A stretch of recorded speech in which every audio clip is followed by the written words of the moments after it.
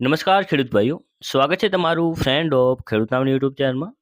તો ખેડૂત ભાઈઓ, હાલ કેન્દ્ર સરકાર દ્વારા વર્ષ 2026-27 માટે ચોમાસાની સિઝન માટેના ટેકાના ભાવ જાહેર કરવામાં આવ્યા છે, જેમાં કુલ 14 જેટલા પાકોના ટેકાના ભાવ જાહેર કરવામાં આવ્યા છે.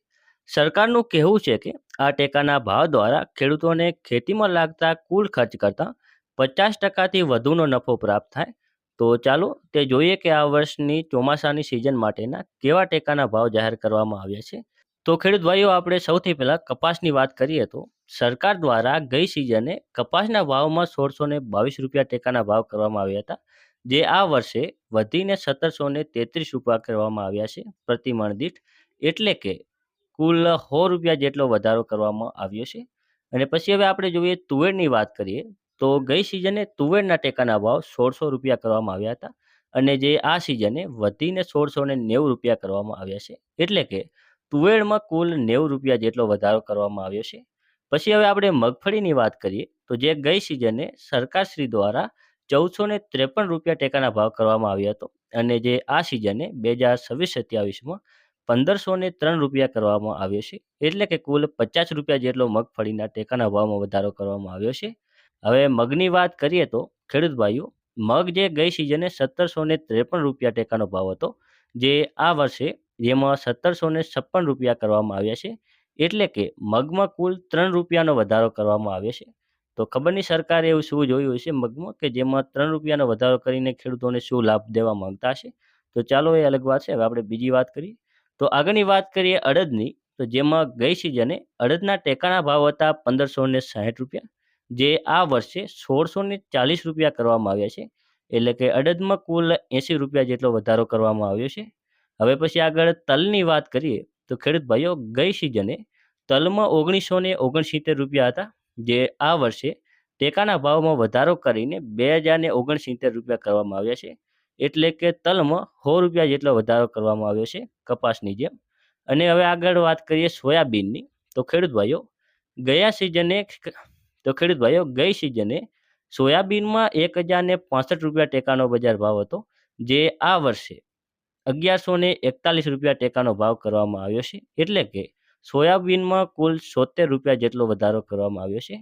અને હવે આપણે બાજરીની વાત કરીએ તો જે ગઈ સિઝને 555 રૂપિયા ટેકાના ભાવ હતા, જે આ વર્ષે વધારીને 580 રૂપિયા કરવામાં આવ્યા છે, એટલે કે બાજરીમાં 25 રૂપિયા જેટલો વધારો કરવામાં આવ્યો છે. પછી હવે આપણે મકાઈની વાત કરીએ તો જે ગઈ સિઝને 480 રૂપિયા ટેકાના ભાવ હતા, જે આ સિઝને વધારીને 482 રૂપિયા કરવામાં આવ્યા છે. આમાં પણ સરકારે મગની જેમ મગમાં તો 3 રૂપિયાનો વધારો કર્યો હતો, પણ આમાં તો એમાં 1 રૂપિયો ઓછો, એટલે કે 2 રૂપિયાનો જ વધારો કર્યો છે.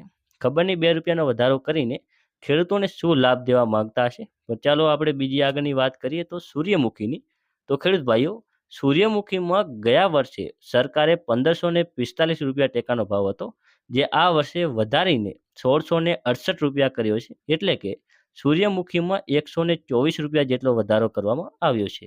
અને પછી જેમ જ જુવારની વાત કરીએ તો જે આ વર્ષે 804 રૂપિયા કર્યા છે, એટલે કે ગઈ સિઝન કરતાં 64 રૂપિયા જેટલો વધારો કરવામાં આવ્યો છે. અને ખેડૂત ભાઈઓ પછી ડાંગરની વાત કરીએ, જેમાં સામાન્ય ડાંગરના 488 અને ડાંગર ગ્રેડ એના 492 રૂપિયા કરવામાં આવ્યા છે, એટલે કે જે ગઈ સિઝન કરતાં 14 રૂપિયાનો વધારો કરવામાં આવ્યો છે. તો ખેડૂત ભાઈઓ, આ હતા ખરીફ સિઝન વર્ષ 2026-27ના ટેકાના ભાવ. તો ખેડૂત ભાઈઓ, તમને શું લાગે છે આવા ટેકાના ભાવથી ખેડૂતોને નફો થાય કે નહીં?